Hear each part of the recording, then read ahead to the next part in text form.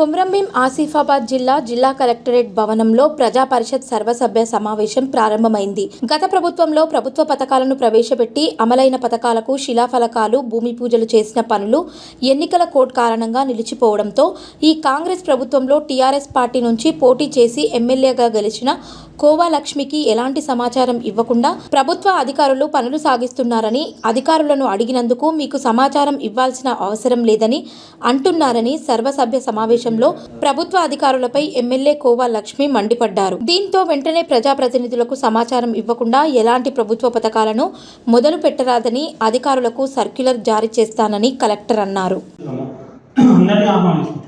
అట్లనే మీరు కూడా ఒక మంచి కార్యక్రమం చేస్తున్నారు, రోడ్లు వేస్తారు, బ్రిడ్జ్లు వేస్తారు, ఏదేస్తారు, స్థానికంగా ఉన్న విలువలు కదా, దానికి మన పైనుంచి వాళ్ళు తీసుకోవడం అది నైతిక బాధ్యత మీకు. దయచేసి చేయాలి. మీరు కూడా ఏంటంటే దయచేసి అధికారంలో లేని ప్రజాప్రతినిధులకి అధికారిక కార్యక్రమాలకి ఆహ్వానించమాకనే మా విజ్ఞప్తి. మీకు ఏదైనా లెటర్ పెట్టమన్నా కూడా మేము అందరం కలిసి పెడతాం. 1.5 కిలోమీటర్ 2 కిలోమీటర్స్ అక్కడ బీటీ ఏది ఇస్తారు? 1.5 కిలోమీటర్ ఇటు బీటీ బాగుంది, అటు బీటీ బాగుంది, బస్సులు నడుస్తున్నాయి, డైలీ మన ఆఫీస్ బస్సు పోతుంది తిరిగానికి.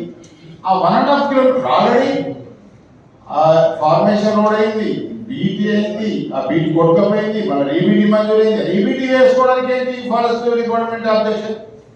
బ్రహ్మాండమైన కలెక్టరేట్ లో మనం ఇక్కడ ఇవాళ మీటింగ్ చేసుకుంటాం. నేను సెక్రటేరియట్ పోయాను. ఏది ఏమైనా కూడా మంచి సెక్రటేరియట్ బ్యూటిఫుల్ బిల్డింగ్, మంచి బిల్డింగ్లు కట్టి కేసీఆర్ గారు కొత్త ప్రభుత్వానికి అప్పచెప్పి బిల్డింగ్ మనకు అప్పచెప్పినందుకు వారికి ప్రత్యేకంగా ధన్యవాదాలు.